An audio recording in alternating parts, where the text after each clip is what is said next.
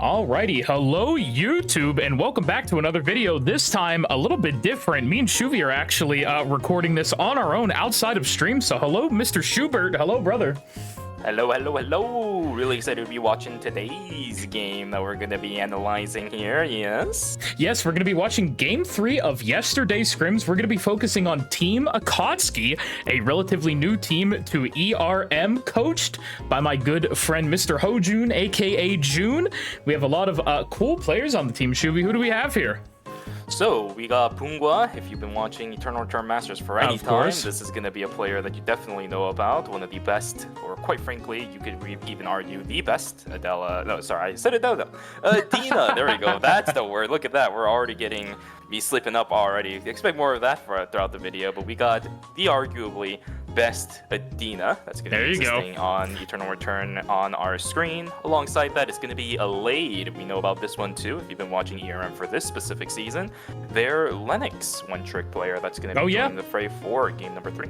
And of course, we have I believe a new player. Me and Shuvi tried to do a little bit of research before the video, but this is Sudu. And, you know, if Sudu ends up watching this, apologies for butchering your name, or if you want us to call you something else in the future, let us know. Right, man. Yeah, I mean, you never know, dude. I mean, plenty of players go by nicknames, you know? You never know. But anyways, we're gonna get started. Of course, a little bit of looting in the early game, so, you know, we can give it a second. We'll let them loot up. We can talk about it a little bit. But honestly, this is a little bit different for you and me. It's did we ever do anything like this? I mean, I guess the closest would be G-Work's interview, like off yeah, that was 2 years ago though. At this coming up on 2 years, so who knows, maybe we'll get a interview again with G-Work in the near future. Maybe Man, that could be fun. Yeah, or maybe any other KR players, surely. Yeah, surely, please let us know. But June yeah, will hook us up. Yeah, of course we will. I'm just gonna 2x speed through a little bit of the early phase here. Obviously, team's just gonna be crafted up as you would normally do in Eternal Return. You know, if you're new here, it's typically what you want to be doing. Speaking of G-Work, we saw him there for a quick moment.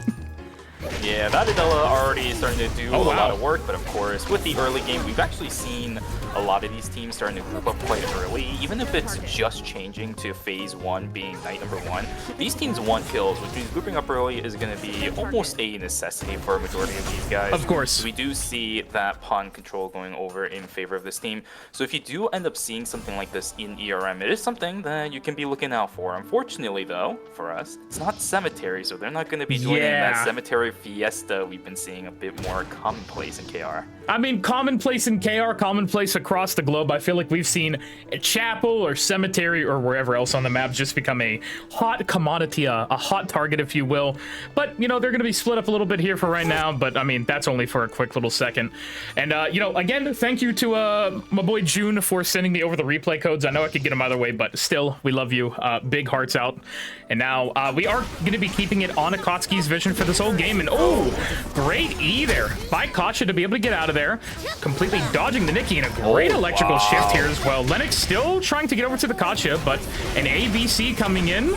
Leon's team, I believe Kacha's maybe gonna go down. Yeah, it looks like Bungwa and Alade are just gonna make the tactical decision to get out there. They got a kill. Nothing really else you want to do. Asua now over here. Shuvi tries to go on Bungwa, but it looks like this is gonna be another kill for them early, which is really nice.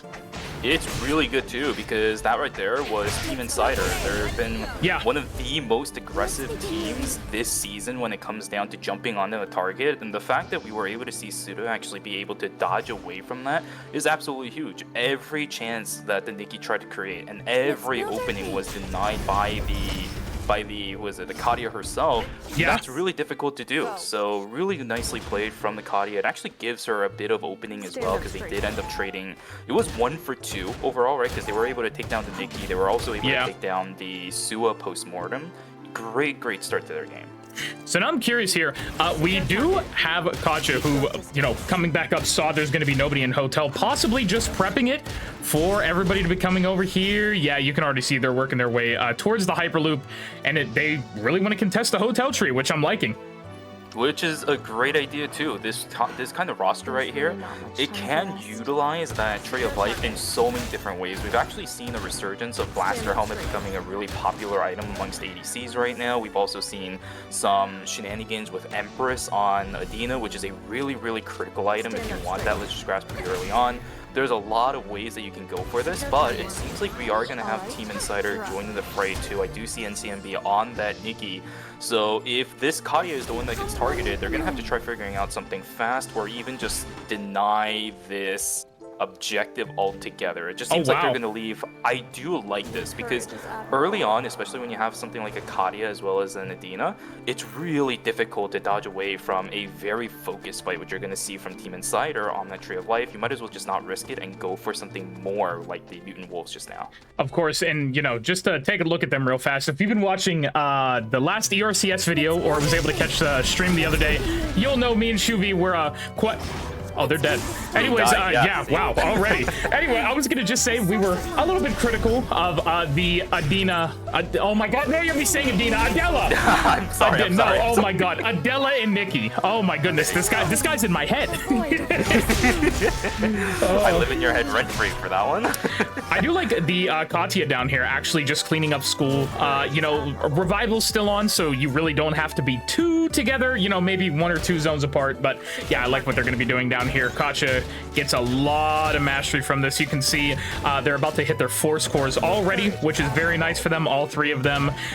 First upgrades, Dice for Katya, if I had to think, and then Bungwa, either what, Persona or Holy Orders, possibly in Lennox Ghost Bride. I think, if anything, Elade might actually end up giving that force core over to the Kadia. I can see that. Because at this point, you do want the double transition upgrade on the Kadia, right? She's one of the main characters in this roster that's going to need a lot of those linking transitions extremely early on. Yep, they're giving it. So the force core is going to be dropped. It's actually going to be handed over to Pungwa, which is also a really great idea, Persona. Right? You're going to have that Persona built up. There's another force core coming in just a second here, which looks like it's going to go into Emerald Tablet, actually, which is really fun. Yeah, this is really nice. And the tornado gonna bring Priya a bit too close. Oh, the whip goes wide, but oh no, poor Surusuru is actually gonna be able to live. Bungwa dies though. Lennox now has to get out of here. It looked really good for them for a moment, but you know, we can actually let's go take one more look at what happened here. We're gonna slow it down a little bit. So we saw, kind of crazy. I thought they were gonna die faster. I can understand it gave Surusuru a little bit of, like, you know, confidence to try and step up, but yeah, the dash, the incursion from Alex into what I believe was a double agent, it was just kind of cooked at that point. So great play, I will say, from Alex and them. I can understand where, you know, Surusuru's like mindset was coming from. Oh, Priya's like, you know, just jumping in and about to die, so you know, why not try an auto? Yeah, and I think another big part of that was Elade actually missing the snake bite, the pull over onto the Priya, because that actually would have probably bought enough time for the Kadia to get at least 1 or 2 autos off before the Echoes of the Earth came through from Priya. So a couple of things just going wrong, but it's alright though, right? The Kadia managed to stay alive. All of the force cores were already built before the fight even began. So it's not like Akatsuki lost anything from this except for time, which is completely okay. They were really proactive at the beginning of day number 2. Agreed. They're going to be slightly behind now just because of how the pacing of KR tends to be. If you fall behind once, it will be a bit difficult to catch up, but it's all good. They're still keeping up with what they're doing. They didn't lose any credit value. They're fine. And now they're able to get a force core online that Koch has been waiting for a while, which I believe, yeah, should be going right into that Dice of Destiny, of course. Also, just a little bit of a heads up for you guys. We're recording this at, what, 10:30 here on Wednesday night, and I'm going to upload this directly after. I'm doing no editing or anything on it, so, you know, if the audio levels are a little bit off or anything with the music, I'm just playing this off of YouTube on my other monitor right now. Yeah, exactly. Raw, raw. So, you know, let me know in the comments if anything's wrong. We can get it fixed for next time, or if you want a little bit more edit. I don't know. Just, you know, give us your opinion on the video. We wanted to do this for a while, and big shout out to Mr. Ameericles for the thumbnail as well. My goat. I mean, we love Amir. That's something that we need to keep reiterating. We were going to say Amir's the goat. Amir's the goat. I mean, of course. Yeah. Well, I do see Team 3 took down what I believe to be Team 8 over there. The He-Sweet team, Daehu and them, unfortunate, but now it looks like a little bit more split. Very, very split, actually. Lennox, I'm surprised Lennox isn't staying with Bungo at the moment, but I mean, they have full vision control of all of these zones, so honestly, they're able probably to react to whatever comes their way. Yeah, this is one of those situations where Even though you're slightly ahead when it comes to your buy timers, right? You already have your triple force core buy-ins. You're still looking for that time to start scaling just because you have a Kadia. Yeah. Typically, Kadia, yes, the Dice of Destiny is a really massive upgrade, but it's just not enough sometimes, right? So I think it's a great idea here for them to just slow down. They know what the map is looking like. The entire top left side of the area seems to be pretty empty. I'm just looking at the map with the pings. They're going to play around this area. There's tons of value during night number 2, right? You just saw all the animals being taken from the top side as well. They're sitting around 220 credits for all of them. These guys are playing exactly how they should be. This is perfectly fine. The other thing as well, going back to Team 8 dying, is the fact that those two teams are gone now. The map opens up so much, and we really reiterate this a lot, but when it comes down to 6 teams, especially on a day 3 or even now day 2, it's just like, it's crazy the amount of value that these teams are able to get. Let's take a quick look at the map, even though I think I'm spectating, but I realize we're not going to see. You know what? Just for educational purposes, let's take a look at the entire map. Look at all these teams. Like, so empty. Yeah, only teams 3 and 4 are near each other. This entire like corridor is only 3 teams. And if everybody just plays Ring Around the Rosie for a while, other than 3 and 4, we're not really going to be seeing too much, you know, from any of them.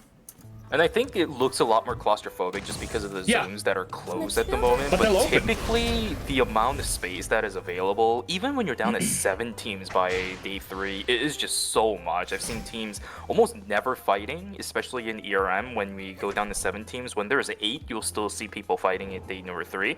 As soon as it goes down to 7, then nobody's fighting, right? Because they can't find each other. They're just going around their rotations, which is perfectly fine. And then maybe when objectives start spawning towards night number 3 with the Omega, that's when we'll see a little bit more. Curious to see if they're going to be going after Lumi down here, who is currently in credit mode. That is going to be a very big boon for them, especially after buying all this. We saw there for a quick second. Also, Racing Suit for this. Very big fan compared to the Ghost Bride. I don't really see it too much personally, but I'm a fan.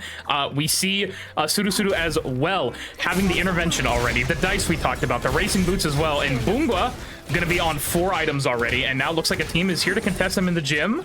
They're going to be forced to walk up a little bit. Bungwa, oh, almost gets caught off by the Theodore there, taking a lot of damage. But I believe I saw the Ghost Light go as well. Yeah. Moon Dorito double is set up. Electric Ship is invested from Suda to dodge away from the. Oh wow, they still get Sparknade. Yeah, but Luffy just loops back around, so they don't get the full thing, but I mean it's better than nothing. Oh, plus they were able to get a Tree of Life, and that's going to be blazing the blazing red jack, whatever you want to call it. Blood cloak. I'm sorry, I couldn't remember for it. Blazing blood something. It's a B word. You know what I mean? My apologies, but yeah, that's getting Bungwa fully built already at the beginning of day 3 is disgusting, and your Koch is already almost there as well.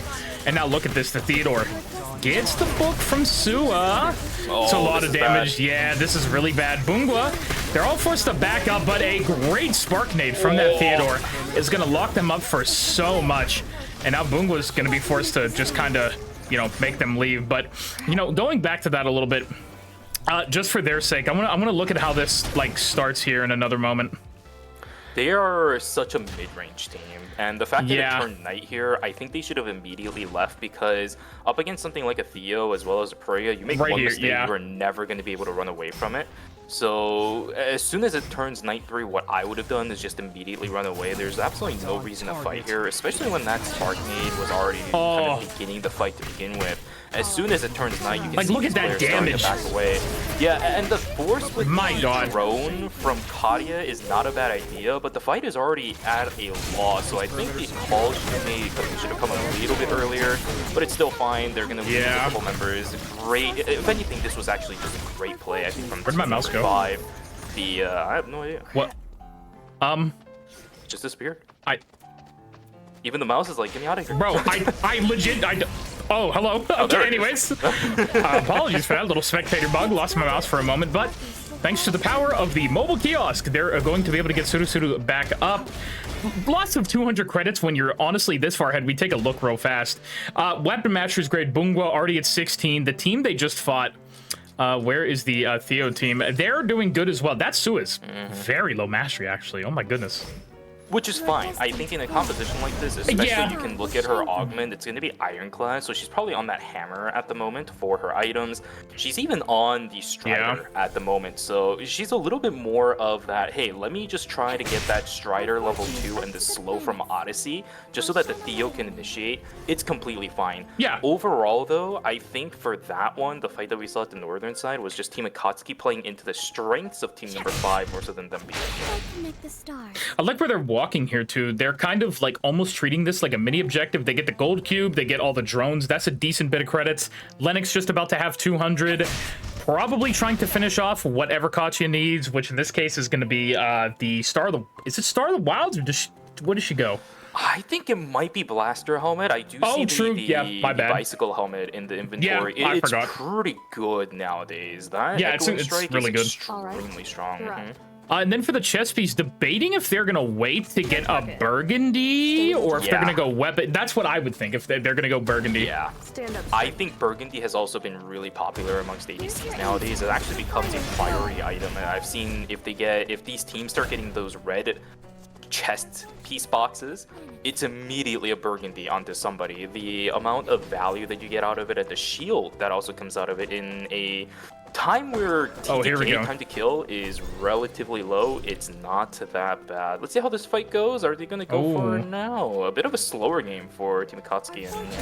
Yeah, I don't blame them. Honestly, they're really far ahead. They don't want to exactly, blow everything too early, especially on a fight like that. They're getting their credits back up. They probably want to get Sudo a little bit stronger. So, I mean, I like the hesitation. They're doing fine right now. They know it's not going to be an insanely high kill game. They don't have the tempo from early to be like, this is a 20 kill, banger. Like, we're looking insane. And there's the blaster helmet that we were talking about. It does seem like it's going to be built up in the shooting star jacket. Which makes sense. Interesting. They probably just want to slam something until later. I mean, it's great stats for what it is. Armor pen, healing reduction, defense. Yeah, on Katya. Yeah, and she's, what, level 17 right now? So that's... what, 51 attack power? Yeah, she has, what, 320 right now?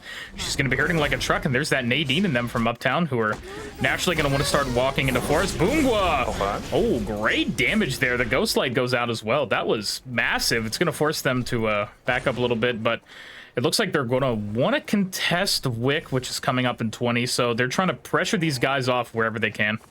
Yeah, they're just trying to block the entrance from these players right now. Belzer and Curry, they're trying to walk on in, but I still think it's going to be a little bit difficult. Luckily, it is... oh, no, never mind. It's a crossbow Nadine, so those bullseyes aren't really going to be doing way too much. Yeah. It's going to mostly come down to Satan. EMP Barrage is invested. It seems a little bit forced, though. The group up from Team Akatsuki is not that bad. They are not getting punished for this. The Vision Plant is making it harder to punish the this. But, yeah, everybody just backing away. This is kind of...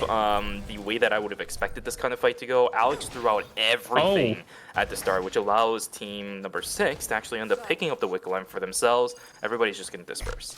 I was about to try to tempt team number 6 names Idx Wisido. I have no idea. Sure that's not an L? Oh, well, it looks like really fast there. Hold on, I wanna go back and see. Oh, they managed to steal the kill. Yeah, Nadine's team that I believe they just fought are the ones that caught the Wick, but yeah, what happened up here? I'm not entirely sure. I think it was team number 1 actually being forced to walk into 6 because of the way that it was just orientated. Maybe no VLS, mobile VLS like Team Akatsuki is trying to do now, and having to fight the Wick team because they're going to try to fight you. Not exactly the most fun to get away with, right? I love her little VLS animation. I'm sorry, with her little crystal ball, she's looking into it. She's so cute. Anyways, back to serious business here. back to very serious business here. My apologies. A free mobile VLS? They're getting all the utility they need, and they're just playing the map correctly at this point. I do see a team behind them, not exactly sure if that was the Wick team or not, but they're essentially just playing the map correct. It might be a slow game, yes, and it screams still overall. This is a new, again, player, as you mentioned at the beginning of the video as well. You still need time to get adjusted to it, and plus, with the roster that they were trying to field beforehand, it's going to be a lot more different because we actually saw a little bit more of things like the Double Mage and a Fiora, for example, with JCP and Yoonhyung back then. Yes. Adding a Kadia on the backside drastically changes how you want to play the game, because more so than being a pick comp with the Cecilia and the Adina, now you're a little bit more about that sustained damage. So having to practice a little bit, maybe get a little bit more comfortable where your team fight prowesses are and everything, it's completely fine. Well, it looks like we're going to be able to skip a little bit ahead, because as we can see, there's only 2 teams left, and wait a second. Shuvi. Yes. You know what time it is. Could it be I your believe it is. favorite zone? Forest Final Zone. If anybody used to watch old ERM, everybody knows, you know, bring back Forest Final Zone always. It's one of my favorites. It's been a while. Dude, we were even looking for this when we casted together, but we weren't able to find it. But also, yeah, it is. Anyways, going into the... Oh, wait, are they just actually going to fight here in Forest? Really quick to look at what both of these teams have. Lennox not fully upgraded. Wow. Adina on Adina, looking like Adina.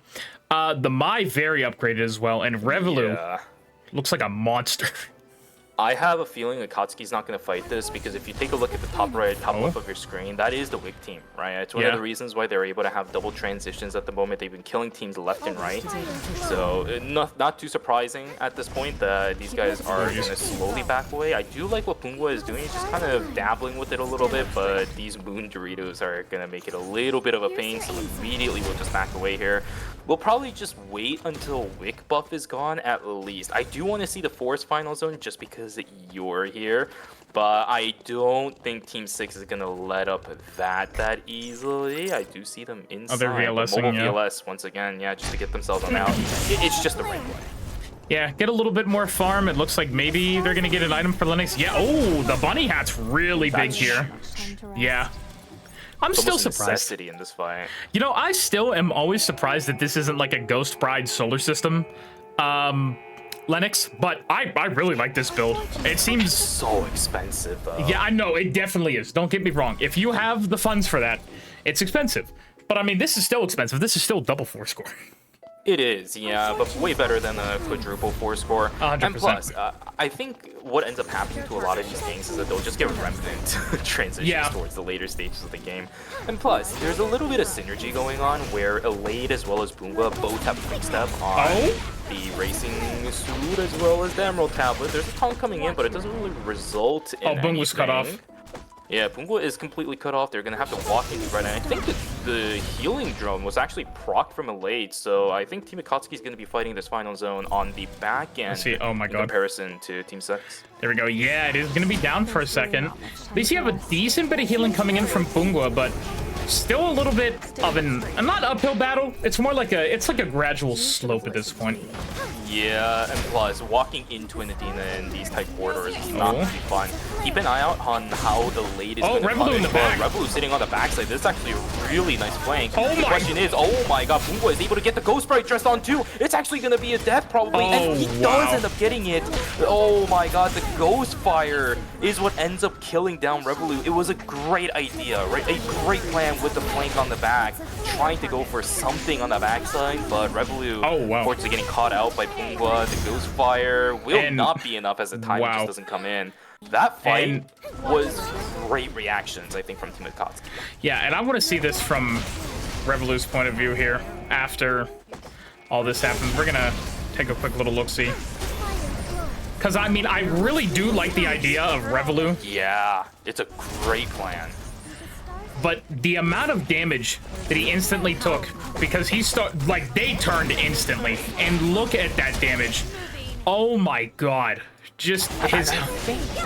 I think he ended up investing the second proc of his Monkey Wire a little bit too quick. One of the biggest things about Nadine is that you can reposition yourself on the whim as long as it's down, but he used it to initiate. Yes, you do get, or well, not yet, but you continue to maintain the bonus attack speed even if you do it. But it's that right there, right? That rune, it would have been so easily dodged if he still had he that died to Monkey Wire Blood down Viper as well. Yeah, so there's a lot of things that's taking him down.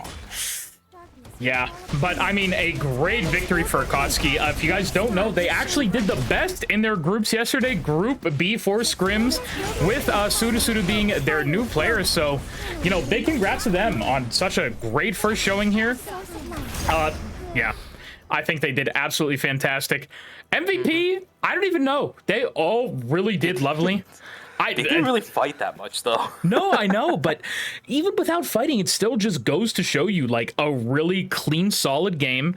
They didn't get the most points out of this, obviously, in a regular tournament setting. Well, it scrims as well. This did go to team number 3, but, I mean, still a victory there. Really good morale boost and everything, which they were going into, I believe this was either, what, game 3 or game 4? One of them, I'm trying to remember off the top of my head. But either way, still, Hojun and the gang coming out. I'm excited to see them this weekend. If you guys don't know, I will be casting ERM Friday morning, so you get to see me bright and early because Mr. Shuvi has some life stuff going on. He's graduating soon, so you know if you got this far in the video, tell Shuvi congrats on graduating. Not like a VTuber, but like, you know, degree. Aww. Yeah, we love him here, but. Yeah, again, thanks to everybody. If you guys made it this far, like I said, for coming out and watching. If you have any comments or anything, you know, like the video, let me know how we did for this. We'll do more. We can do NA teams. We can do South American teams. We can do whatever. Honestly, I think it'd be a good little time. Maybe even Rant ER comes back from Shuvi. Who knows? What the heck? All right, we're being Mr. Worldwide a little bit, eh?